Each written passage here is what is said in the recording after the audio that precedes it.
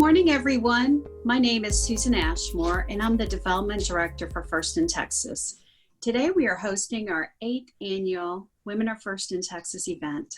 This is a favorite event each year as our female students get a chance to get inspired by female STEM industry experts. Women earn a larger share of college degrees, yet they earn fewer degrees than men in science and technology. Women end up filling less than 25% careers in STEM. A woman's STEM salary is approximately 81% of a man's salary. These few statistics highlight the reason we started this program 8 years ago. We have an exceptional panel of women for today's event. We're going to start the day with a special presentation called Outspoken, How to Find Your Voice and Be Heard by Christy Marufo. Christy leads Applied Materials Knowledge Management and Collaboration Solutions Organization. Her mission is to accelerate innovation and learning rates by improving productivity, collaboration, and knowledge visibility across 21 countries and 37,000 users. Christy was recognized in 2019 as one of the 50 most powerful women in technology by the National Diversity and Leadership Conference. Christy, I'm handing off this special presentation to you. Thank you very much. Thank you, Susan, and Women Are First in Texas for inviting me to be with you today. And I want to tell you all, although I can't see your faces right now, I'm really, really pleased to be here with you. I work at Applied Materials, as Susan said, which is a semiconductor equipment manufacturing organization and very engineering heavy organization.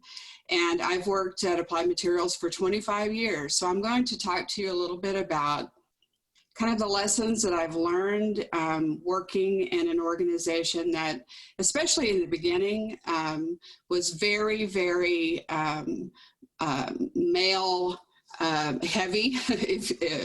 There was mostly men in the rooms that I would be in, and how I kind of learned to navigate that over the years. Fortunately, at Applied Materials, we've had a big effort to improve our representation of women, especially in engineering. So it's definitely much better now. But I learned a lot of lessons during those early years, and that's mainly what I'm going to share with you today.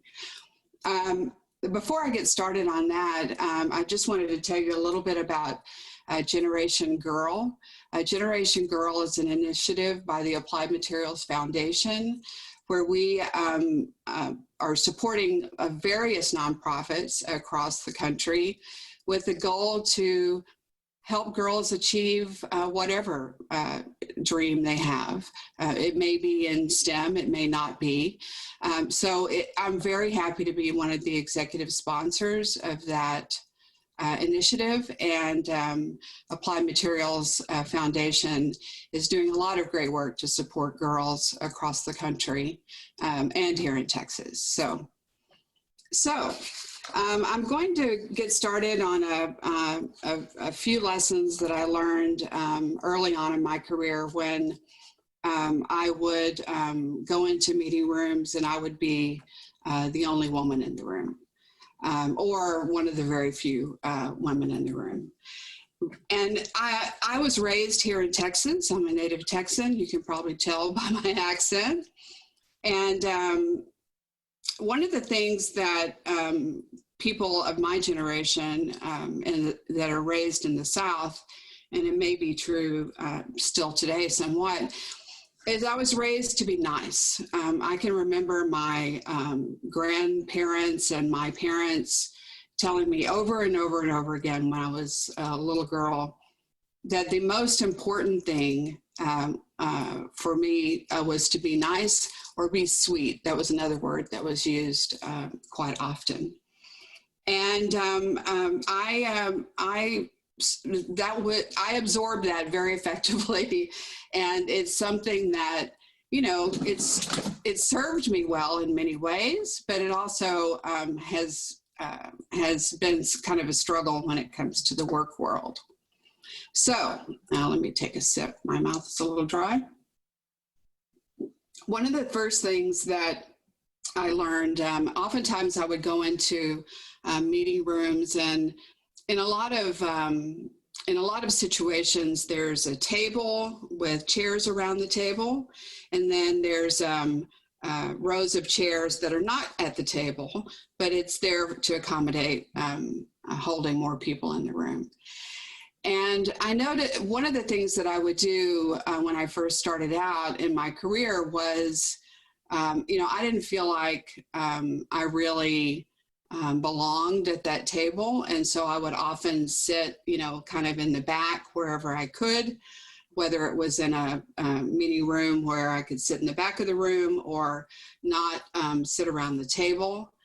And what I realized through some mentoring that I received is, it's important to sit up front, sit at the table, take a seat at the table, take a seat as close to the person in power, whoever that person is in this situation, as possible. It sends kind of a psychological signal, not only to everybody else in the room that you belong there, but also to yourself. So I found that I would just make a practice of sitting as close to the front or at the table as possible. So that was one of the first things that I've learned. Another one is watch for qualifiers in your language. I see that, I saw that a lot in myself. I still catch myself even today. I see it a lot in some of the young women that I mentor at work, is using qualifiers to kind of soften a message or soften a statement. So maybe saying something like, maybe this is, maybe we could try this, or, I'm not sure about this, but maybe, let's here's a statement, a declarative statement, but you started off with, I'm not sure, or I may not be on the right track, or maybe, or any kind of language that kind of softens that declarative statement. It lessens the impact that you have. It lessens your message and makes you appear not quite as confident. So one of the things that I've done, there's a couple of things. One is recording yourself, listening for that kind of softening language. For many of us, it's a habit that we're not even aware that we're doing. So recording yourself if you have the option. One of the things that I've done over the years is I've recruited allies. These are people that I'm comfortable with at work, that are supportive of me, or maybe helping to mentor me. And if this is something I'm trying to work on, and I'm going to be in a meeting with them or a room with them, I tell them, I'm working on these qualifying, not adding these qualifiers to my statements. Could you kind of watch out for that? And then we can talk afterwards to see if you've noticed any. Or sometimes if it's a really important situation, if my ally catches me making those kind of qualifying statements, then we'll have a signal, like a rubbing on the ear or something subtle that is not very obvious, but something that I would notice to kind of catch myself in the moment. So this is something to really watch for. If you're making a statement, make a statement. Don't soften it. Don't qualify it. If you know what you're talking about, then you can make that declarative statement, and there's no need to soften it. Most of us think we know what we're talking about when we're making a declarative statement. And sometimes we're right and sometimes we're wrong. But that doesn't mean that you have to lessen or soften your message. Make sure you speak loudly enough. I've been in many, many rooms where, especially young women, occasionally young men, but more often than not, it's the young women. we'll be in a meeting together, and the young woman will speak up. And her voice is very quiet and soft, and everybody's straining to, hear her. So it's really important. It also projects an air of confidence that you speak loudly enough. Speak so the furthest person away from you can hear it very clearly. And if this is something that you're not comfortable with, you really have to practice it and get that muscle memory going, so you'll remember to speak that way in the right situations. One of the things that I learned when I would have to give a presentation in a meeting, sometimes to a small group, sometimes to a much larger group. But I found that what really helped me manage my nerves and manage my confidence level so that I could speak up was to be very, very prepared. So I make sure that I know my subject matter very thoroughly, that I've thought about the kinds of questions that people may have, or the kinds of objections that they may have to what I'm proposing, and I'm prepared to answer to that. And I find that if I'm very thoroughly prepared and I believe in what I'm saying, I have to convince myself first, right? Then I can project an air of confidence, and I can speak with much more authority, because I have mastery of that subject matter, and have a strong belief in what I'm stating or proposing. So preparation makes a big difference for me. And I've seen it over the years in managing my confidence level, my air of authority as I'm making a proposal or a presentation.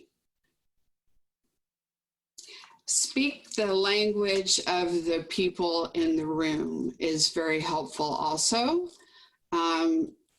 Oftentimes when I've been giving a presentation over the years, I'm trying to convince people to do something, to take some kind of action, to approve something, to get involved in a project or an initiative. And what I find is that I am much more successful if I understand that audience well enough to be able to speak in their language. And as I said before, I work in a semiconductor equipment company with a lot of chemical engineers and physicists and mechanical engineers and electrical engineers. And that's not my background. So I had to educate myself on the kinds of terms that they use for the work that they do. There's a lot of acronyms at most companies, and Applied Materials is no exception. So I make sure that I understand those acronyms and I can use them. It really helps me connect with the audience that I'm speaking to, and it helps my success level in convincing them or selling them on whatever I'm trying to propose. But that preparation is also something that I found to be very helpful. One of the things that I faced and I learned over the years is, as I said before, I was raised to be nice, be sweet, kind of avoid conflict. It's kind of my my going in personality, I'll say. And when I first started at Applied Materials, the plant was just being built here in Austin and staffed up, and most of the people that I would be in meetings with were young men, often fresh out of the military. And they were very aggressive with each other, is how I would describe it. So I distinctly remember the very first time I sat down in a meeting with a group of the other managers at the site. I was really surprised and taken aback at how they challenged each other, confronted each other, argued with each other, debated fiercely with each other. And it was not something that I was used to. And I remember sitting in that room and thinking, I don't know if I'm going to be able to function, to be able to hang with these guys, if you will, because it's just not my way. It's not my, it never has been my approach. And I remember feeling very, I guess, taken aback by it. And what I found as I got to know more of these men that I was working with is that these kind of arguments or conflicts or debates going back and forth didn't mean the same thing to them as it did to me. I interpreted it as, and it felt to me as, people were fighting, and it was harming the relationship, that it was an indication that there was some kind of problem between these people and their relationship. And what I found was that was not the case at all. They could walk out the door, pat each other on the back and laugh, and they were totally fine. And it was kind of like sport in some ways. It was sparring and sport. And when I realized that and kind of shifted that in my mind, that this is not the fact that I'm having conflict with someone, or if I'm challenging someone in a public forum, it does not mean anything about the relationship that I have with that person. It is part of how we're interacting with each other and challenging each other. And once I realized it was kind of sport and it didn't have that kind of meaning, it really freed me up. And I never became someone who was, I'm still to this day not someone who's aggressive in my approach. But I do find that making that mind shift took away some of the emotional energy around it. And I didn't feel so uncomfortable, because I realized that this is how we're getting work done with each other. And it doesn't mean anything about me. It doesn't mean anything about them. This is how we're interacting with each other to make sure that we get the best outcome for the company.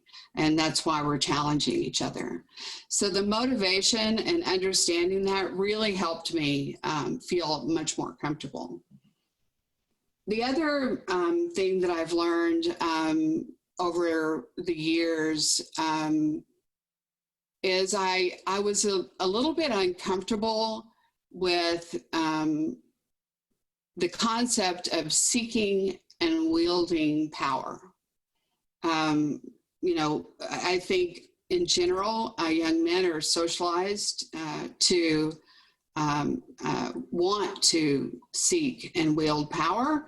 And in general, this is not obviously not true across the board, but in general, with the patterns that I've seen, young women are socialized more for maintaining good relationships, and not so much,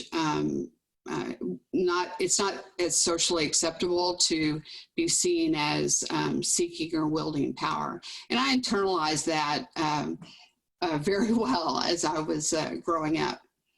And so, as I became aware of my discomfort with the seeking and wielding of power, I had a coach years back who really helped me with this. And basically he said, you're not seeking power for power's sake. You're seeking power because you have some core values or core mission that you're wanting to achieve as a person.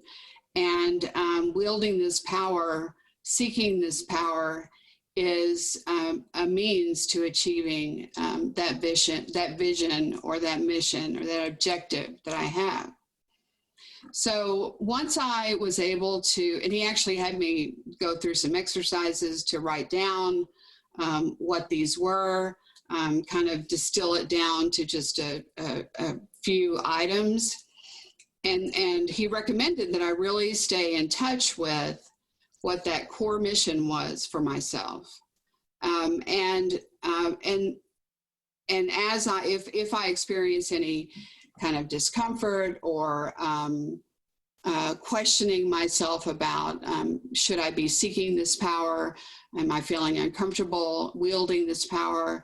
If I get in touch with that core mission and that core value, it really helped me feel like it was okay to seek that power, have that ambition, because I was doing it in service of something that was important to me.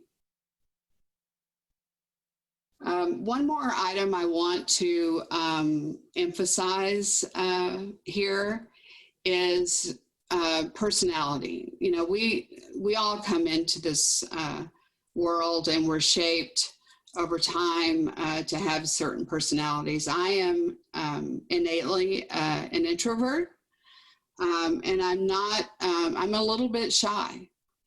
And so it does not come naturally to me to, go seek out a big audience or hang out with huge groups of people. You know, I'm more of a one-on-one kind of person, or small group. Small groups is what I'm more comfortable in.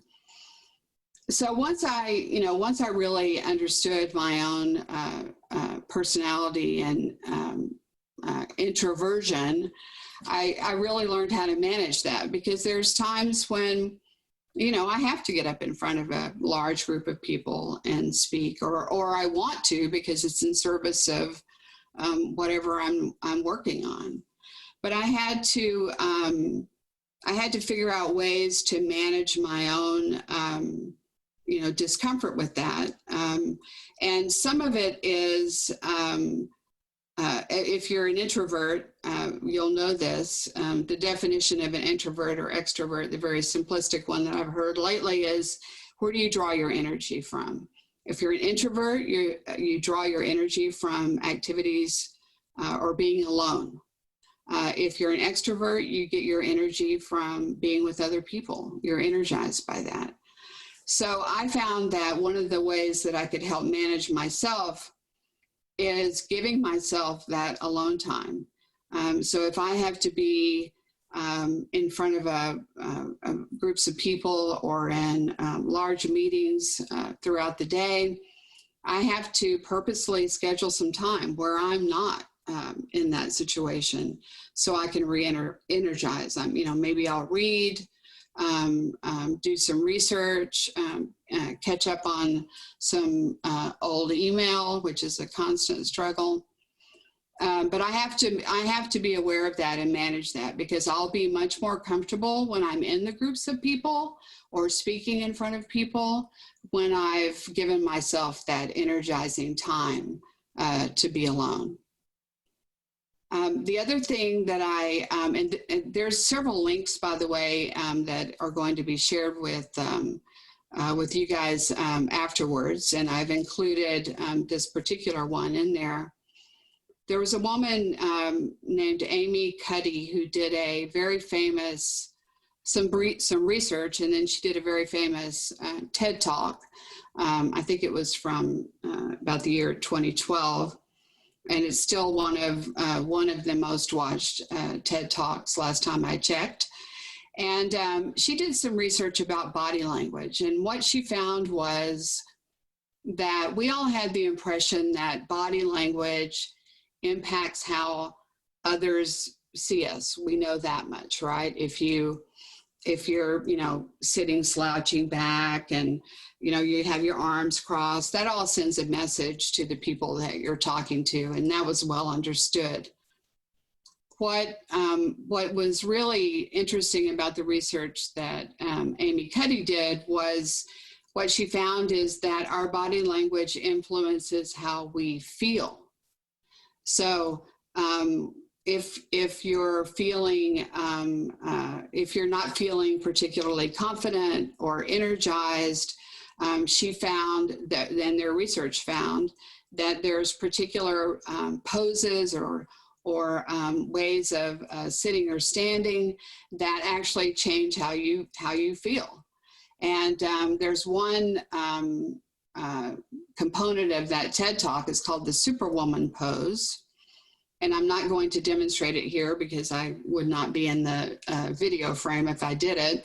But if you stand with your feet kind of apart where you're taking up some room, and you put your hands on your hips, you stand up as tall as you can, and you stand that way for about a minute or two. You will find, and I still use this to this day, if there's something that I'm nervous about, if I'm feeling a little bit timid or low energy, I find that if I do this, and sometimes I have to go to the ladies' room if I can't find a private place, but I'll go do it in the ladies' room. If you stand this way, I think you'll find, at least I certainly have, that it improves your energy level and also how confident you're feeling.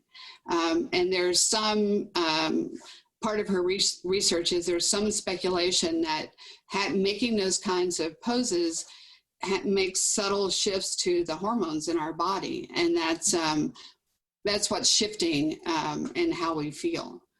So that's a very practical one that I try to recommend to all the young women that I talk to or mentor, because it's easy and I find it to be extremely effective.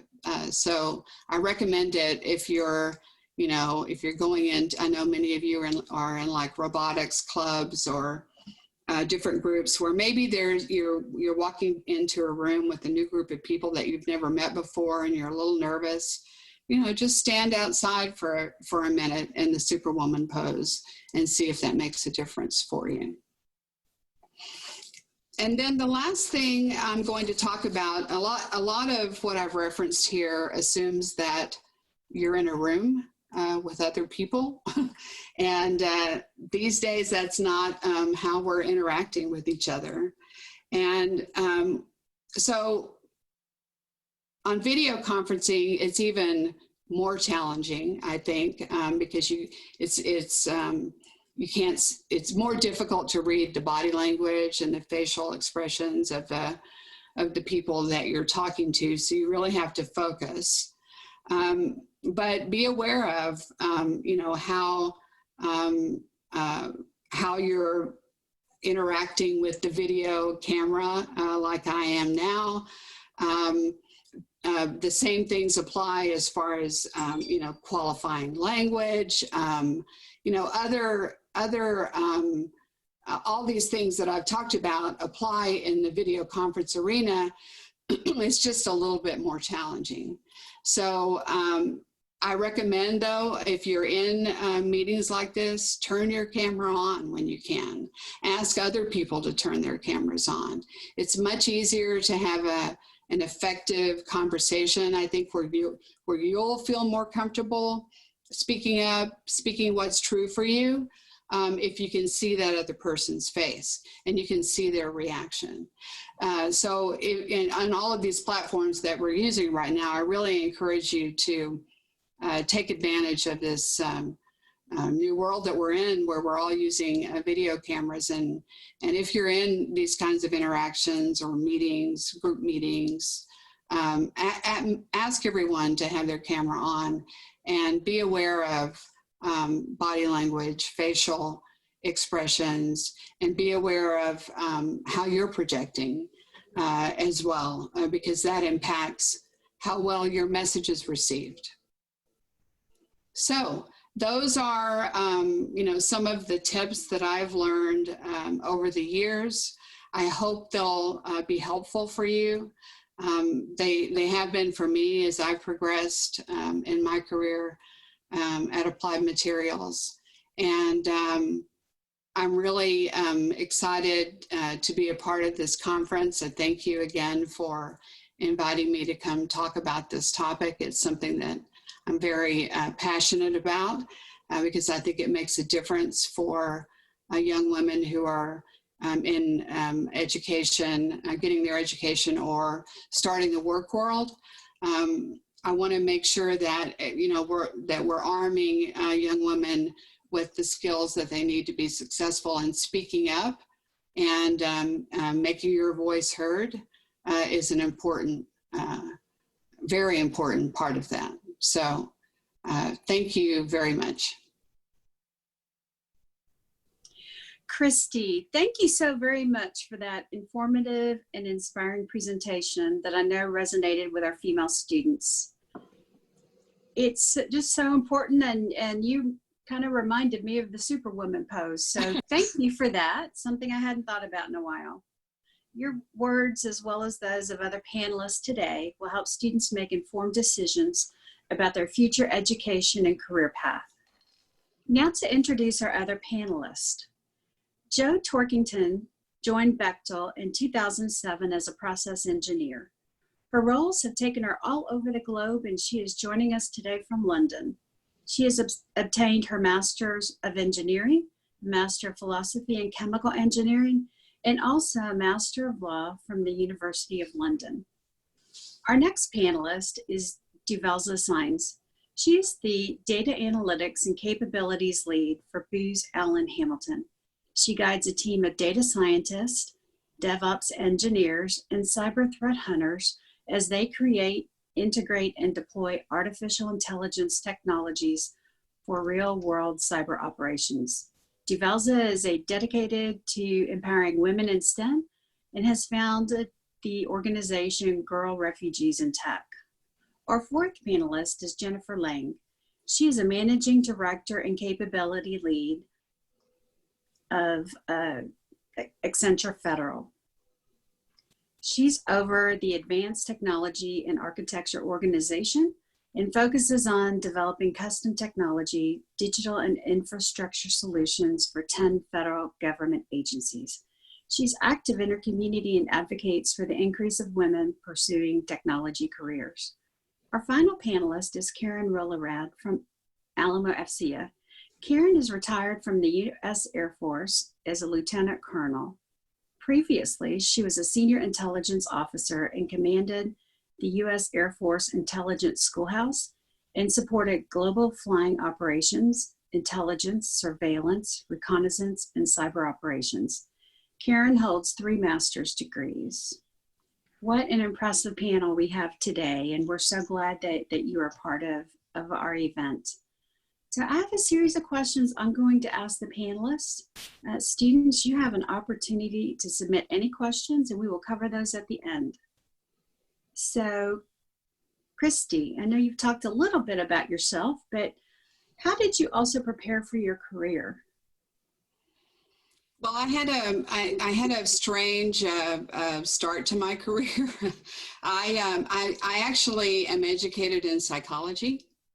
And when I was going to school and getting my master's degree, I took a job at the state of Texas. It was kind of a clerical job to earn some money while I was going to school. And this is going to age me a little, but that's when we got our first personal computers. And they kind of handed them out to everybody and didn't really teach you how to use them. And I had a knack for it, and the more I learned, the more I was allowed to help other people, and I've been in IT ever since. So it was, I prepared in a little bit of a strange way, I would say. But I think that, the lesson from that is that we don't know what kinds of opportunities are going to show up in our careers, in our lives. We need to, what I found is that a lot of times when I took on something like that, it was very scary, especially if I didn't feel like I was fully prepared and I was having to learn. But I would push myself and take that leap. Learning the computers in the very beginning was a good example of that. So I'm not sure if this is preparation so much, but it is being willing to take on assignments or roles that maybe you're going to have to learn something new, but being willing to just take that leap and do it. Very good. How about you, Develza? So how did I prepare? And so I guess just to go back to what Christy was saying, thank you so much for talking about how you prepared. I think it's very much the same, similar in taking on roles and new work and new technologies that you have not experienced or worked with before. As far as me kicking it off from the very beginning, I worked with the National Security Agency for 17 years. And so before diving into the data science world, my tradecraft is hacking. So I am a hacker by tradecraft. And so I ended up with the world of data and Internet of Things and how everything is coming into these huge platforms with petabytes of data. It was only a natural evolution that happened for myself and several of our operators and analysts in this community to start working with machine learning technologies and data science technologies and start adopting them and integrating them in your tradecraft. And so I guess just back to what Christy was saying, don't be afraid. And that's kind of how I prepared. At a very young age, I was in the military. I served 10 years, and it was actually one of the best decisions of my life to go in and serve my country and see the difference in the communities. And also, I grew up in a household with nothing but brothers. I was the only girl. So going into the military and seeing the camaraderie and the dynamic of the males in that community was not foreign to me, but it was a little off-putting at times, because even at that degree, it was more. I think Christy could probably even agree to that. It was just a little bit more, than what I was accustomed to back home with all my brothers. But it was one of the best decisions of my life to go in and work for the agency for as long as I did. And so now with Booz Allen Hamilton, leading the work with data analytics and capability development, that has been extremely rewarding to be able to apply several tradecrafts and have an amazing team and teams worldwide that are at the cutting edge of how we are integrating those technologies for a variety of clients, right? Not just a specific type, but just, if you have data, we have the solution, So yes, I think that's the best way I can cover down on how I prepared and then where it put me and the progression that made me to what I am doing today and how I operate and function. Very good. What about you, Joe? Thank you. Well, I'll start with where I am today. So my name is Jo Torkington. I work for Bechtel Oil, Gas and Chemicals as the Global Chief of Project Engineering. So I look after 5 engineering teams: process engineers, project engineers, materials technology, environmental engineers, and process safety. So I look after quite a wide range of engineering disciplines, which is really fun, actually. I've only recently just taken on 2 of the teams. So I am learning as much as I can about their disciplines, because my base degree is chemical engineering. But if I think back many, many years ago to when I was 16, I actually didn't have a STEM subject in sight. I was absolutely positive I wanted to be a parole officer. So very different. I was on a one-woman crusade. I would reform everyone that was coming out of prison. We would reintegrate them into society and never have any reoffenders at all.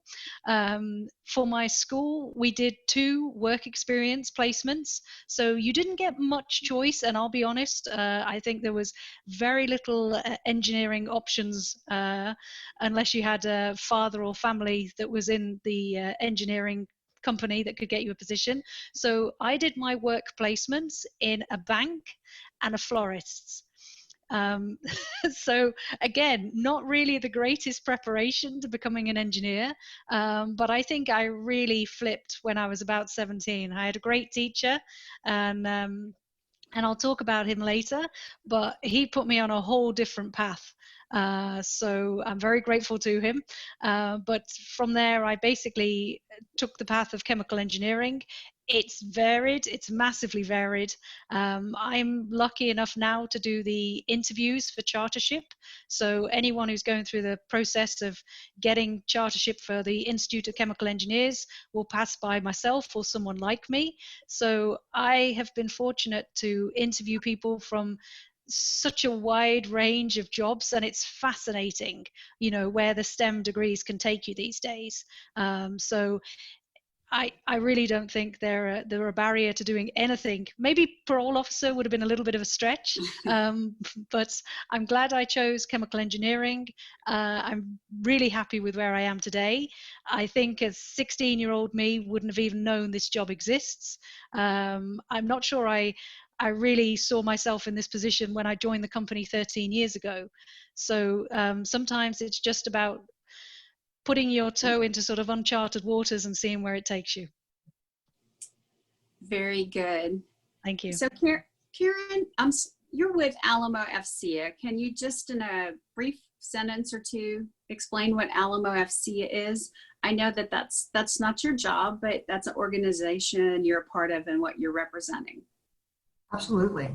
So just to give everybody an understanding, Alamo FCA is an organization. I'm the president of the Education Foundation. So I focus in on finding the gaps in STEM.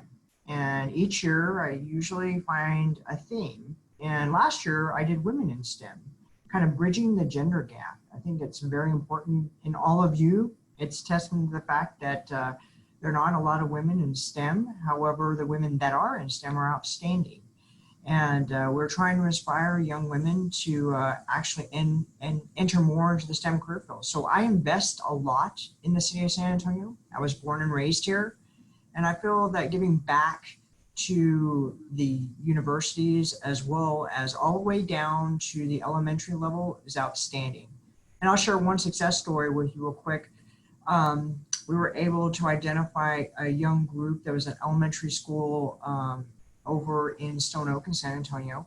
And they were teaching a group of 5th grade girls how to program drones. Well, they weren't really drone programmers at first, they were really a dance team.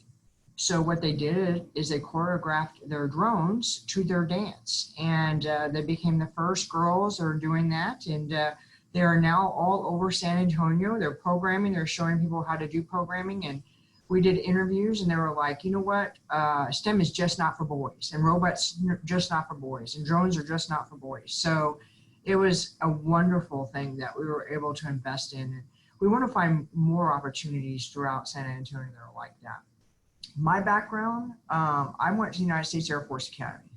So by default, everybody's an engineer. So I started actually in electrical engineering because I thought I was going to make lasers for NASA.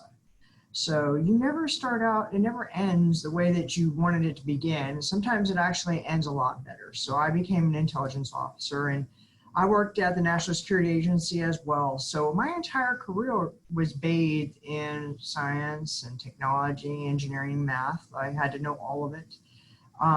And since the Air Force is very rich in technology, it really, does help to be involved with a lot of wonderful people. One of the things that I think the greatest advice I can give somebody is you surround yourself with people that do their jobs very, very well. You don't have to be the subject matter expert in everything. I think, Joe, you said it the best. You run a lot of different things, Christy as well. However, for the teams that you guys build, it's important to have those subject matter experts to really be able to help you through and to be able to be those experts on what they do. You're a chemical engineer, but you don't have to be the electrical engineer. So you may be the hacker, but you might not have to understand the full effects of, bringing the whole network together and being able to build a network and all of that. But maybe you do. But I think it's important that when you start working in these teams, and I think that that is something that women do more effectively, that we have a tendency to collaborate a lot more effectively, or at least in my opinion, we do work in teams a lot more effectively. As I left the military, believe me, I was the only, at the Air Force Academy, there was 100 women in my class. I graduated, it was almost down to about, I'd say 80. And then when I joined the military, I was in a school where I was the only woman in the school. So being and that was a very advanced school. It's called the Fighter Weapons School, and it's all about technology. And dealing with a whole bunch of fighter pilots, there were 72 fighter pilots and me. So, it can be very daunting to find your voice and to be able to be heard. One thing that I have learned in my experience now that I'm retired is that working in groups and working in teams is invaluable. And finding those people that are good at what they do and that are those subject matter experts will always be a benefit to you. And it's not really gender oriented, but it always seems to me that I have found that females actually do a lot better. We collaborate a lot better and we communicate a lot more effectively. So that's just a piece of advice that I would provide, would say, grow those teams, because those teams will be a tremendous benefit to all of you. Very good. What about you, Jennifer? Hello, good morning. And man, I would just want to say that phenomenal backgrounds on our panelists. I'm honored to honestly be in this group of folks, and Develza and Karen, thank you guys both for your service. So just a little bit about myself to elaborate a bit more. So I'm actually born and bred here in Texas, am a first generation American.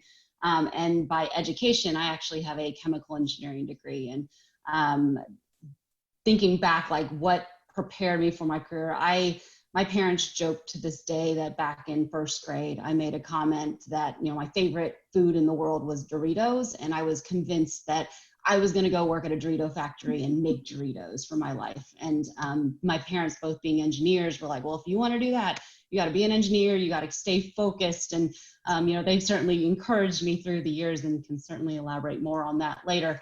But that kind of planted the seed of, I need to make sure I'm setting the right foundation in my, grade school years to be successful, to build a career. I will say that, so I ended up going into college, studying chemical engineering, loved it, and came to a point at the end of my college years that, didn't really know what I wanted to do, wanted the challenge, wanted to make change, whatever that may be, and landed in Accenture. And so I've been with Accenture for over 15 years now. And I actually focus on building technology systems for the federal government. And so one of the things I would say from a preparation perspective is being prepared to not know the answer to everything and being able to adapt and problem solve. And as Karen kind of talked about, some of the strengths that women bring into groups, I actually think flexibility is another one that women, we adapt and are much more flexible to get things done, right? The STEM side of you will make you a great problem solver. The female side of you will make you a great adapter, collaborator, communicator, and that will really set you out and make you stand out among others. Very good. So I want to ask you, what inspired you to choose your STEM field? And were you inspired by somebody? Christy? So, as I've said before, I kind of stumbled into it. But I will say that, when I did get started and realized I was going to be on this, IT career path, There was a woman who worked at the agency that I worked at for the state of Texas, she had some technical background, but I wouldn't say that she was a deeply technical person, but she was an amazing leader. And she was the first person that told me, hey, I think you could be a leader. I think you could be a good leader. And you could be a good leader in this technology field. And, you know, she pushed me back then when I really probably wouldn't have pushed myself as much as I should have, or, you know, looking back on it. So she really inspired me because I saw that she had achieved this leadership position and it had been very successful, but also she pushed me to take on more than I felt like I was comfortable for.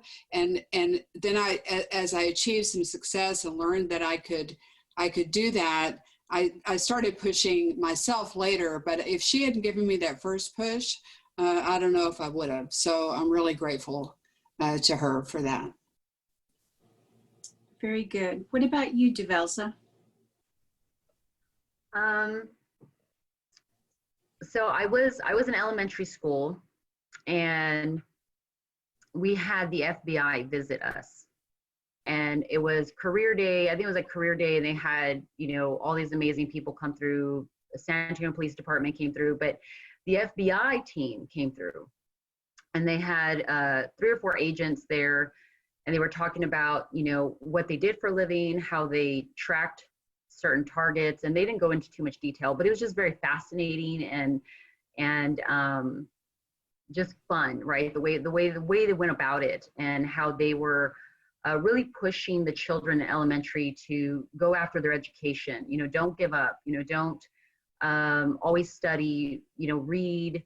And I remember the agent saying, do what you need to do, so one day you can do what you want to do. And that was one of the first times I had heard something like that. And I've always been, you know, like an honorable mention student. I had honors in English, and I competed in debate and things of that nature. But what really brought me comfort and really made me feel safe, I know that sounds weird, but my computer. I was 15 years old, and my mother is Italian, and my father is Hispanic. And my father wanted to throw me they call it like a quinceañera, and I guess you would call it a sweet 16, right? Kind of like that. And my mom said, you know, is that something you really want to do? Like, you know, we don't practice that in our culture. We don't do that. I mean, is that something you really want to do? She was asking me, and she explained to me the reason behind the party, right? And so after hearing that, and then understanding how much money was going to be spent on it, because at a very young age, my parents were very blunt about cost and things like that, right? Nothing was sugar-coated. So I just asked her, I said, well, can we use the money for anything? And she said, yes, as long as it's nothing, you know, crazy, sure. What would you like to use it on? And I said, a computer. I said, would you buy me a computer? And I remember her face, you know, she was like, what, you know, where does that come from? And I said, well, I want to learn. I want to learn. I want something of my own. And so we found one there. And then we bought my computer. We got my computer. We bought my computer, and I dedicated time to learning command line, learning how to code in different languages. And then, you know, I was working at a very young age, and I just started buying hardware and technology. And I'm never going to forget when I got my first cell phone, and I wanted to know how the cell phone worked, and I want to know what data was stored on the phone, and I wanted to know kind of how could I delete the data, you know, just so the curiosity, the natural curiosity I had paired up very well with STEM, right? The technology, the want to find the solution in something that was not apparent or obvious right? Thank you, Develza, for sharing these moments in your life. Joe, what about you? So what I said earlier, that I had a sort of epiphany when I was 16, was true. Unfortunately, the FBI didn't visit my school, or else I might have got there a bit faster. As I said, really wanted to be a parole officer. And for my A levels, which in the UK, you usually get to choose 3. They're advanced levels. They put you onto your degree course. So I wanted to choose maths, chemistry, and English literature. Loved English literature, loved poetry. Had a bit of a discussion with my head of year. He said, great choices, but too diverse. So he said, you need to rethink, focus on subjects that marry well together. So I went back, I had another thought, and I thought, okay, I'll switch out English literature for physics, which of course surprised a lot of people. It's not the usual switch from A to B. I absolutely love physics. The reason I hadn't chose it was because my school didn't do cosmology. And at that point, maybe it was Star Trek, Star Wars, but I was fascinated with the universe. So I was like, no, if it focuses on electricity, I don't want to do it. But it was fabulous. So I did physics, maths, and chemistry for 2 years. It's not easy though, because I was the only female in maths, the only female in physics, and sometimes at that age you don't want to be the only one in the room, do you? Sometimes 17-year-old boys, not always that welcoming.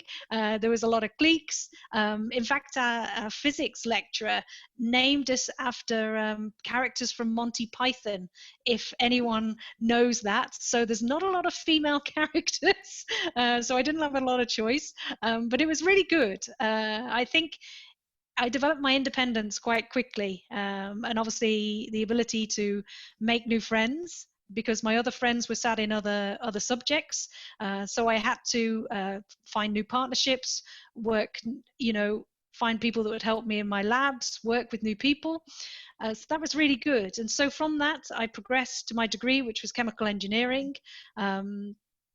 Initially, I went for straight chemical engineering. There are variations, but I went straight for the 4-year master's. I started. It was so hard. I was like, when you go from A levels in pure chemistry, and I adored chemistry, I thought it's going to be like that, but applied. And it wasn't. And obviously, there's a lot more subjects that you just didn't expect. And so the first semester was sort of mind-blowing, because very, very similar to the previous conversation. I was the first person from my family to go to university, from a single parent family. So my mom was like, I'm with you all the way, but you got to work hard and don't bring me the maths problems. So it was tough. And I've got to be honest, just before the Christmas break, I actually wrote a letter to my tutor saying that I was going to withdraw from the course, because I felt that I'd made the wrong choice.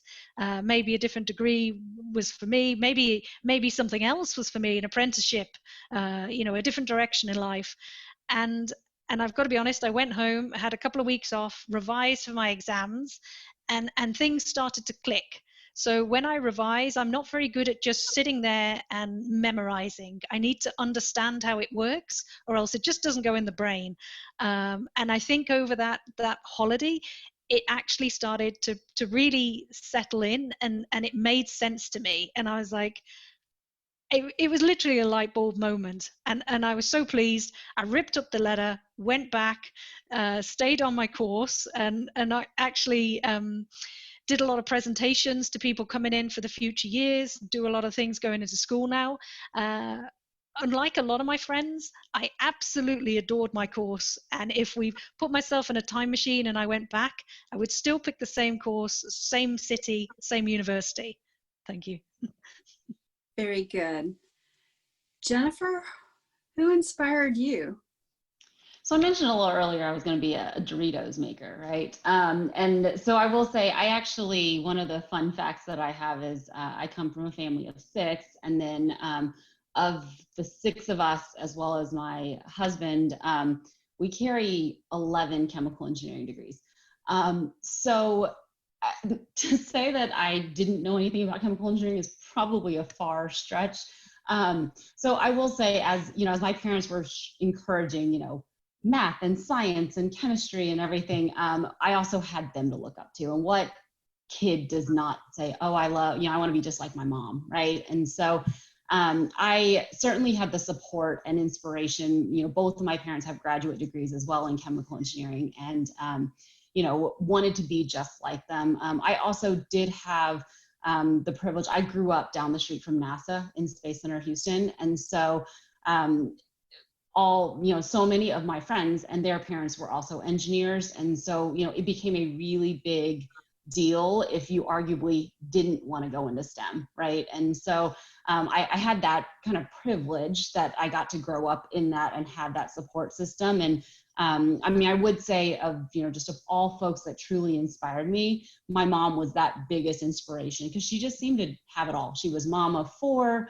You know, she had a bachelor's and master's degree in chemical engineering. She was a chemical engineer while still attempting to shuttle us around. And you know, every day I have 3 boys of my own, and every day, like I gain more and more respect for my mom, and still am inspired by her. But yeah, I mean, there were plenty of people that did support me. I mean, I have very fond memories of great high school teachers that, you know, reiterated, you know, you're doing really great in chemistry. You should really consider a career in that, you know, or education in that. And so it reinforced and built my confidence. And, you know, I think we'll talk about it a little bit later, but, you know, one of the biggest things I've really focused on is really building my own confidence and knowing that I'm worth it. And I'm, you know, I serve a purpose and I have value to bring. And so throughout my, you know, growing up as a child and growing into teenage years and even early adult years, having people reiterate, hey, you know, you're doing something right and you should continue down that path or further explore it, certainly reinforced the inspiration I received as a child. Very good. Karen, who inspired you? Well, I think that one of the important things, and just listening to everybody's stories, which I think I could take a little bit out of everybody's story, because for me, it would be my parents, right? My parents were first generation to the United States. And I remember my father always saying to me, there's only one thing that nobody can take away from you. They can take away your house, they can take away your car, they can take away, well, we didn't have cell phones at the time, but they can take away, you know, the telephone, but no one can take away your education. You know, that one piece of paper that sits on the wall is something that no one can take away from you. And I have 2 brothers that are older than me, and one went to the Air Force Academy as well, mechanical engineer. And one of the things that he inspired in both of us was, and all of us, was the opportunity for us to use the time that we had for our first, you know, 12 years to learn as much as we possibly could. We all really took that opportunity. We were engaged in our schools, we were engaged in our classes. We really wanted to learn more. I was a big math person and enjoyed math, and probably to my son's detriment, because he's in 10th grade, he's a sophomore right now, and he's like, oh, Mom. And I'm like, nope, you just keep telling him the same thing. You know, he wants to be a robotics engineer, and he wants to be a mechanical engineer with a special in robotics. But I'm like, look, all of our minds are wired that way. We're all just wired to be very systematic and understanding in mathematics and being able to apply that. So I told everybody that I had gone to the Air Force Academy. As I was going through the Air Force Academy, there's a lot of different requirements on you. It's not just education. It's the military component, it's an athletic component. So I did not leave the Air Force Academy with my electrical engineering degree, even though I had enough credits probably in any other school to be an electrical engineer. I left with an English literature degree, which is amazing, right? So Joe, I did opposite of you, and I had all this physics, I had all this math, I had all the math. I tell my son, Mom has taken all the math. And then I've taken all the physics, all the chemistry. And what I did later was I went back and got a master's in engineering because I was like, this is an opportunity for me to move out of I want to do something in the engineering field because it's something that I wanted to do. I thought I was going to leave the military and I was actually going to become an engineer, and this is what I wanted to do. So I think it all helped. It built a tremendous foundation. And what I guess my speech is to everyone out there is that just because you think I'm going to go do this, it might not turn out to be that. But that doesn't mean that the world is going to come to an end, because later on you can always pick up and go back. And I think it goes back to what we're all talking about, that women are resilient, right? We're very flexible people, and that we have the opportunity that maybe you didn't start out being one thing and the next thing you know, you're an English literature major and a military, intelligence officer, and then a cyber professional. And then the next thing you know, you go back into engineering. So all of that really builds your portfolio to being the person that you want to be when you finally grow up, and all those elements just add to your experience. But I think the most important thing is that education that you gain through life, as well as in the books, is really what enriches you. And I'm a big supporter of women being able to be at the table. Having served in the military, especially in the time that I served, it was very difficult for women to be at the table. I've walked into a room with nothing but men. And it was really telling. My first job when I left the military is I worked for the city of San Antonio. And my boss was a 2-star Marine general. He is fantastic, probably one of the best mentors I've ever had. And he doesn't take himself that seriously, and that's probably why. And so he walked into the room in the city of San Antonio. We're sitting at the table, and guess what? Everybody's sitting at the table in the city, women. And he said, this is the first time in my life that I've ever sat at a table that was a bunch of women sitting there, and I was the only guy. And I said, yeah, now you know how it feels. And I felt so accomplished at that moment. I was like, we have reached. I had to slap the table because I was like, we have reached it. This is exactly what I have been waiting for. And it goes back to what my father said about education.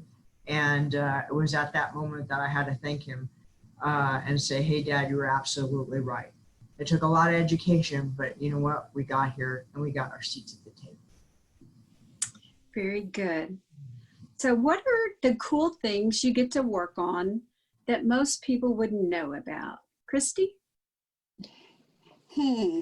So at Applied Materials, we have some very complex labs in our various locations around the world. And they're almost like mini fabs, so we can run experiments and demonstrate to customers our equipment that processes the wafers into chips, which all of you probably understand a whole lot better than I do because I don't have that chemical or physicist background. But nonetheless, even though I don't have that background, because I'm working on some projects to facilitate all the data collection out of these experiments and matching up all that data together, learning what we need to from those experiments. That's kind of one of the things that's the most fun that I'm working on right now. Prior to that, I mean, one of the coolest things about my job and one of the things I've been really grateful for, I grew up in Texas and never left the state of Texas until I was grown. And at Applied Materials, I've traveled all over the world and seen places that I never imagined I would be able to see and interact with people that it just never in my wildest dreams that I think that I would be able to do that. So for me, and I miss that right now, by the way, but for me, it was less, I'm always getting to work on cool new technology because of the role that I'm in. But the coolest thing about my job is being able to go to all these different countries, meet with the applied materials staff there, and learn about those cultures is just an amazing experience, and I'm really grateful for. So that's the coolest thing for me right now. Very good. So Joe, what is the coolest thing about your job? Thank you. I thought I'd get in there before everyone mentions the NASA, but basically Bechtel at the minute are are working on the mobile launcher, and that's not in my business unit, but because they were looking for some skills that my group has, we've been in meetings on the system. So I've got to be honest, the first meeting, I was like a small child in a sweet shop, just because, you know, I wrote to NASA when I was 12 years old and told them that I wanted to work for them. You know, I'd do whatever I could, and obviously deviating here, there, and the other way. But it was just phenomenal. I was like, this is exciting. One day, this launch system will take people to Mars. I mean, you know, and maybe beyond. Maybe not in my lifetime, but hopefully. So that was fascinating. And then the other thing was, in my job before Bechtel, I had 3 different rotations, and one of them was in process science. And for one project, they basically said, go to the shop, buy yourself some watercolor paints and a pad. So I came back, I had my paints and my paper, and they said, right, think of products. What do you want to buy? What's missing from the market? And they just gave me space to think of what I wanted that wasn't available. And it was brilliant, because I had a joke that I used to work in hair manufacturing, so conditioner, before oil and gas, and I joked that it was run by a lot of bald men. So I at the time had very, very, very long hair, and I said, at least you've got one customer in the room. So it was absolutely fantastic that they just gave me some time, some paints. I mean, I'm not an artist by any means, but it was really good to have that space, to have that sort of belief that I could possibly come up with the ideas that the next generation wanted, and it was just really, really fun and really good. And finally, I would very much reinforce that traveling is a huge part of my role. I mean, as you can tell from my accent, I'm originally from the UK. Houston is my adopted city at the minute, but I mean, I've lived in South Korea for a year, I've lived in India, I've lived in Canada, Italy. You just absorb it all, and it makes you a better person. It makes your life richer, and not everything has gone to plan, but you learn from it, you enjoy it, and the tales that you make along the way are just fabulous. Very cool. What about you, Jennifer? What is so cool about your job at Accenture Federal? Yeah, so I was going to say, so within Accenture Federal, one of the things I've really loved, or in just broader Accenture, is being able to see new technology, arguably before the world even sees it. You know, we really pride ourselves on staying ahead of that curve of technology, so we're ready to help implement it and transform businesses when it is available, you know, and we make it available. So that's been a really neat thing. I think earlier, one of the cool wins earlier this year without divulging too much from an agency perspective, we helped launch a site to help support a lot of nations events that were occurring this year. And when it went live, we had just under 1 billion people or hits to that site in a day. And to think that technology, and like billion with a B, not an M, right? To think that a site and technology could support like 1 billion visitors or hits in a day is pretty amazing that, you know, you could do that with technology. And so that was one of just a cool feeling thing earlier this year. But one of the other things I wanted to touch on that I really think will hopefully resonate with many of you guys watching is a big part of my job right now is enabling and building the workforce and the generation of the future, right? And I have the privilege that in the Alamo area, I sit on our Economic Development Foundation's SA Works Industry Advisory Council, and part of our job is how do we improve the education level, the proficiency, the skills of our workforce so we can be a better city and then thus better state and nation as well. And in doing that, you know, I get in and out of elementary schools, introducing them to STEM, teaching them that like this is a career you should go after and look for. I, you know, sit in middle schools doing middle school girls IT camps to continue encouraging that excitement in STEM. And then at the high school level and collegiate level, it's a lot about mentoring, right? And I think, you know, whether you're on this call looking, you know, you're middle school, high school, even early college years, I mean, you can be a mentor, right? Like you don't have to be a certain age, and, you know, I'm getting more and more ancient every year.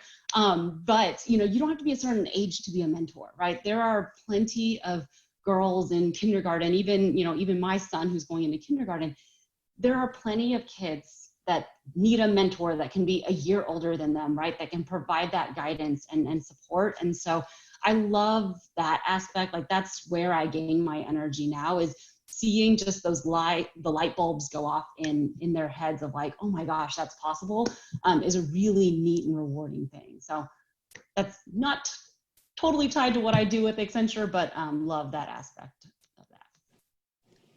Very good. Karen, what's cool about your job?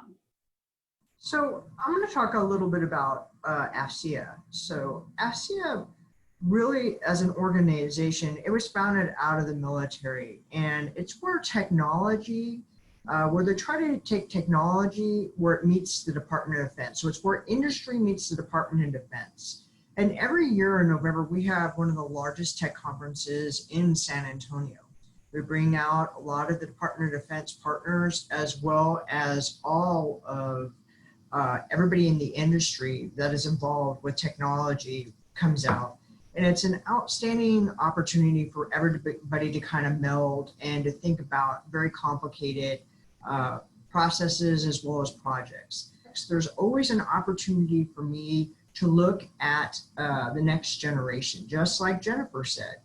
Our efforts, especially in my effort as far as education, in charge of the president of the Education Foundation, is to establish a STEM pipeline that grows all the way from elementary school throughout the graduating, you know, from the graduate level and the PhD level, and we invest all the way through that. And we're hoping that industry will meet here in San Antonio. We're very deeply involved in growing industry, such as what I'm saying, you know, forensics, whether it be in cybersecurity, whether it be in other elements of STEM. We're trying to bring that industry to San Antonio. In the past, San Antonio never was known, and EDF can tell you this, to be known as a technology city. It was always known for the Riverwalk. So we didn't have that tech industry here. And a lot of us are trying to wrap our hands around how do we bring it to San Antonio, and how do we keep these talented young men and women that we have going through all these wonderful things like robotics, how do we keep them in San Antonio-Bexar County? We want them to stay here. We want them to live their lives here, and we want them to grow and develop wonderful companies here. So Alamo FCA really has an opportunity to be able to do that. And it's been wonderful for me, because I think the best thing about my job is that I get to give back to the community, a community that's given me so much. I get the opportunity to help and develop and to find those pockets of goodness, and to help young women and young men grow and develop, and hopefully grow those STEM career fields. So that, for me, that's my intrinsic, I love it every day, and it gives me that energy, so. Very good. So Christy, I know we've all talked about barriers to achieving your job and some of the challenges. So I'm going to ask you, have you faced failure in a task, and how did you handle it? Oh, yes. I've definitely faced failures. I don't think you can have a career without facing some failures. But, you know, one of the things that I've learned over the years is, especially working on projects, sometimes, you know, high profile projects, important projects to the company, is how important transparency is. You know, I recall last year we were working on a new solution, a new application that we were developing to solve a business problem. And we decided we would try to use some new technology that had just become available to us from one of our suppliers, our partners. And we spent 4 months developing that solution, invested quite a bit of money and time into it. And 4 months in, we realized this is not going to work. This is various reasons it's not going to perform like we need to. It's not going to look like we need it to. And so we had to say, you know what? We experimented, we tried, and we're going to call this off and we're going to start over. And that was not a hard thing. I mean, that was not an easy thing to say to the people who are waiting on this solution for us to deliver it. They had expectations and it meant we were going to delay things. It wasn't easy for me to tell my boss as well. But, you know, I found it's important to just be transparent, admit mistakes, learn from them, and help the team learn from them. Try to put things in place that might prevent future failures of that kind where you can. But it happens. In a career, it's going to happen. And it's not the end of the world. I have seen people in my career who've tried to kind of cover things up, try to make it kind of hide that a mistake has happened or that a failure has happened. And I find that usually doesn't go well at all. I don't recommend it. Be transparent and honest. And I find that will serve you well in recovery from a failure. Very cool. What about you, Develza? Well, that's awesome advice, Christy. That's awesome, to be honest. And I think, and she is right, that will always serve you well, especially in recovery. One of the first experience I had in the military was I had already been trained as a CT in a very highly technical area. And when I got into my workspace, I think there was another female with me. There was 2 of us. And we both got tasked to do all the administrative stuff. And I was very new, very young in my career, very new, very green. But I remember the upset I felt. I was upset. I started getting upset, right? Why were they giving me these administrative tasks? They were having me do like morale, welfare functions. They were having me plan people's birthdays, you know, just things like that, right? And even the junior male counterparts got to do all the cool stuff. They got to do the, you know, the computers and change, layout fiber. They had to do everything. And I remember going to my chief and asking him, the female shipmate of mine, she loved it. She's like, oh, I'm going to get to do the MWR. And she loved it. The morale, welfare, recreation piece of everything. And I didn't.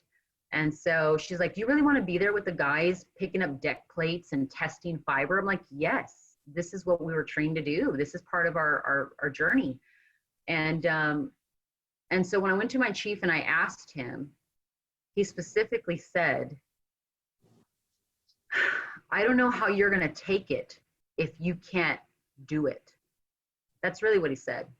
Like, what if, yeah, you went through all the training, but once I get you on the task, what if you just can't, you don't measure up? You're not going to cut the mustard, right? You're not going to get it done. And I remember telling him, well, how do you know that if you don't let me? Like, if you don't let me get in there? And he's like, well, I don't know how you're going to handle it. And then I told him, well, I'm not going to cry, but I'm not going to know if you don't let me get in there. And so, and because I said that, then that's when he started letting me kind of get integrated into the teams and kind of work with the teams. because his fear or his perception, or I don't know what it was about a girl in that area. I don't want her to cry or get disappointed if she can't hang or she can't do it. So he was actually putting a blocker in front of me before I even failed, before I even attempted. And to me, that was more egregious than me doing it and failing. And so when I got in there, he was right. I did fail. I did fail. And the guys even told him, like, you know, she's got a learning curve. Like, I don't know if Dee is going to be able to hang with us for the next month. You know, we got to get this command changed out with, you know, everybody was moving on to some operating system. And we were actually building up the boxes, imaging, everything, laying the fiber, everything. And so I'm never going to forget a female first class, Puerto Rican, Petty Officer LeBron. And she's the one that took me under her wing. And she said, and she talked to me in Spanish, and she said, I'm gonna teach you a few things. She's like, these guys. And so she took me back in the server room, and there was these books that had standard operating procedures. And I never had seen this before. And so these men were reading these SOPs, but when I was on the deck with them, I didn't see them. So I thought this just awesome knowledge was just coming from their head, even the newbies. And so she's like, no. She goes, you're going to read this. She says, you'll memorize it, understand it. She says, and then after watch, if you want to, come on back and I'll show you some stuff. And so she showed me how to look at router configuration files. She taught me how to actually map out the paths to all the boxes and the interfaces. She taught me all kinds of stuff. So then when I got with the guys in my cycle, like when I was scheduled to get with them, they were so impressed and they were blown back. And so by the time we were done with that first phase, we actually went out for a drink, you know, break, milk, drank milk and juice and stuff. And I told them, I made a joke and I said, well, they're like, you really caught on pretty fast, you know? And I said, well, SOP. I was like, standard operating procedures, buddy. And so that actually helped. So, you know, there's two areas right there. The two major takeaways is this. One, as women and as women, as females, we need to educate our girls that when they get out there and they step into STEM or they step into a common area where you're going to be working, a field, they're going to be faced with people that don't think they belong there. They're going to be faced with that. And so when you are encouraging children or girls to go into STEM, those are things that you do have to introduce to them and let them see that it is evolving, it is changing. More women are getting involved, and you will have mentors that will see you through it. And I was so fortunate to have Petty Officer LeBron bring me under her wing. And I think that if I had joined 5 years prior to that, I don't think I would have had that. I don't think there would have been a female mentor that could do that. And so now that we're in 2020, my daughter, if she decides to go to, you know, the military, I really feel she's going to be surrounded by women in engineering and CT and intelligence.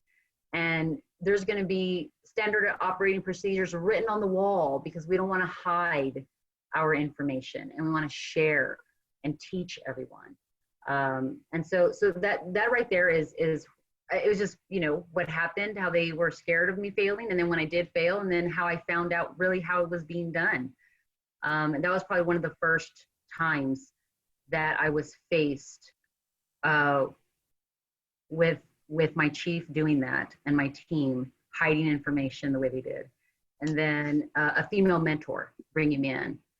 So that was my first experience. Thank you, Develza. Joe, what about you? Thank you. So I think I'll just build a little bit on the female mentoring before going into when I failed, and yes, I did. So I went for a temporary job once, and my role, my name, Joe, sometimes people think that I'm going to be a guy, and obviously when I turn up, I'm not. So I've been in a waiting room when someone has come to pick me up, and they've gone, Joe, and I stood up, and I have never seen a face fall so fast. And before I'd even started the role, there was obviously a preconception that, you know, this woman was not going to hack it. So I went to the company. I really worked really hard, because obviously you try and overcome these things, you try and prove people wrong. And when we were having a sort of debrief at the end of the short temporary job I held, he said, well, you know, were you not lonely? And I said, don't be silly, there were three men in the room, you know. And he was like, but do you talk to men? And I was like, just crazy that he'd got this preconception that I just wouldn't fit in, because I wouldn't be able to talk to men. I wouldn't be able to ask for help. And as you say, standard operating procedures are a godsend. They really help the job, put everyone on a level playing field. So I'm glad I found those as well. But back to my failure, and it was quite comical. So I'd taken a job with Unilever.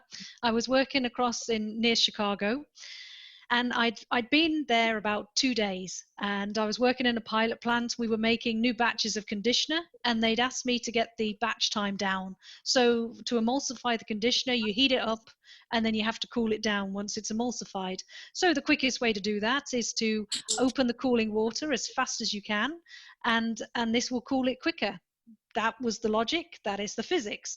Unfortunately, I cooled it too quickly and managed to solidify the entire batch in the vessel.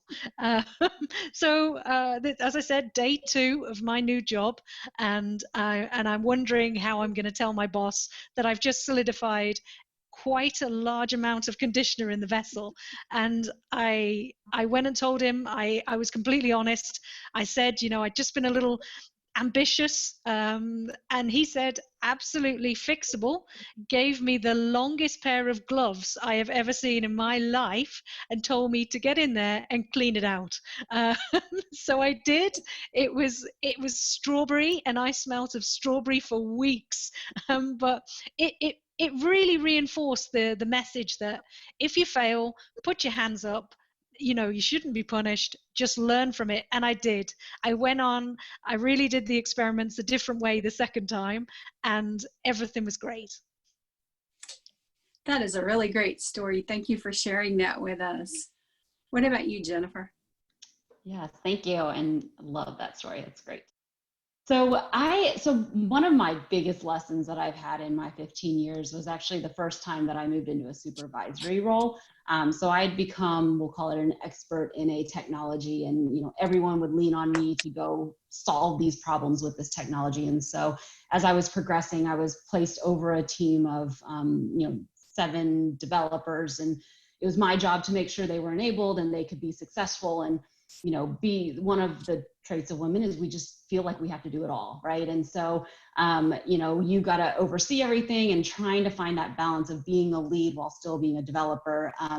To say that I micromanaged is probably a very it's a generous way of what happened. And so I had a very hard conversation with my lead that was basically just trying to enable me and really provide the support for me to be successful. Like, you've never done this before, try these techniques. Let's try and help guide you to the right answer, so you're not bugging every person on your team every minute to make sure every detail is correct. And what I will say is, you know, people are good, and they have the genuine, you know, right interests in mind. And what I learned kind of through that situation is, you know, every female, we want to be Superwoman or Wonder Woman, right? And we're not Wonder Woman because we can do everything by ourselves. We're Superwoman because we've got the tools and the network of people to get anything done. And it's a matter of being smart enough to know which tool to use at which time, which person in your network to use at which time to get things completed. But I mean, that's probably the largest lesson I've learned from a failure perspective. I've plenty others, but I know we're short on time, and you guys don't want to hear them all. So I'll hand it back over. What about you, Karen? You're muted, Karen. was to say there are way too many for me to actually tell, but I do want to talk about failure as probably one of the greatest things that can happen. I just remember when I was young, I was so afraid to fail. I remember that was probably one of the greatest drivers for me. It was don't fail. You know, for me, it was everything that it built my psyche, it built who I was, it built everything about me was don't fail. So one quick story was I go to the Air Force Academy, and you know, Air Force Academy, very difficult to get into.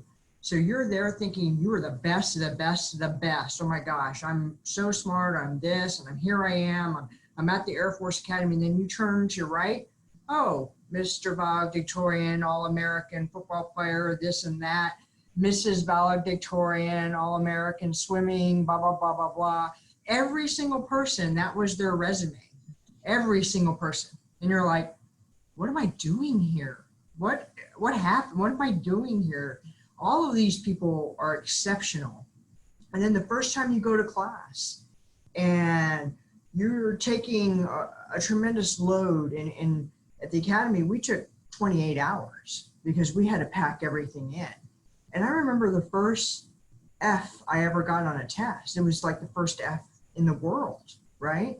Like, I didn't even know what that letter was. I kept looking at the grade. I kept going, this is not accurate. You need to regrade this because I don't know what the score is. And then somebody turning to me and going, well, don't worry about that because we grade on a bell curve here. We grade on a curve. And I'm thinking to myself, what kind of engineer am I going to be if, you know, I get a 30 and the highest person in the class gets a 60 and you're bell curving this? It scared the heck out of me. You know, it really scared the heck out of me. And what can you learn from this? And what did you do well and what didn't you do well? And to self-evaluate. And I think all of us can go, you know what? I really messed this portion up, or I think I did this very, very well. And it is from those lessons that I think really help us grow. And no matter what it is, whether we fail the test or whether it's the first time that you walk into a university where you were the valedictorian and you thought you were the best of the best, and guess what? MIT is filled with people that are superior. You know, the University of Texas is filled with people that are amazing. And you just realized you have walked into a room where you might be a smaller fish than you thought you are. And I think one thing that women do is that humility helps us sometimes. And being able to be humble is probably one of the things that we walk away with, I think. It goes back to that check your ego at the door. You learn that humility quickly. And you're like, you know what? It's okay. I'm still going to be great because I believe that I'm going to be great. And I'm going to do the best that I possibly can. So even though I fail, I'm going to learn something from that. And I'm going to carry on. And I'm going to take that lesson and I'm going to do better the next time. And that would be something I have to say. Yeah. Thank you, Karen. We've got since we've only got a few minutes left, I'm just going to take one question from our students. And Joe, it's to you. It says, one of the panelists has a degree in philosophy and chemical engineering. Could you please elaborate more about it? And she also said, thanks for organizing this event. Certainly. Thank you very much. So in the UK system, if you do a year of research, which is it's a graduate year of research after your master's, you get a master's of philosophy. So if you got a PhD, that's a doctorate of philosophy. So it doesn't matter what subject it's in, it would be a master of philosophy. But mine was in innovative green technology and the barriers affecting industry. So it was quite a mix, a bit of science, a bit of psychology, a bit of statistics. It was a really interesting year. So it was a year of research. Very cool. Well, what a great event that we've had today, and what a lot of great stories and insight and inspiration that all of you shared about your path from oftentimes when you're really young, the struggles that you've shared. So just want to let you know that obviously this event was meant to be in person, but I can hear the thunderous claps you would have received if it was. The messages are simply amazing. And I just want to thank the panelists today from Applied Materials, Bechtel Oil and Gas, Booz Allen Hamilton, Accenture Federal, and Alamo FCA for sharing your time and talents with us today. And to our students, watch our First in Texas events calendar for additional virtual events coming up soon. Thank you, everybody.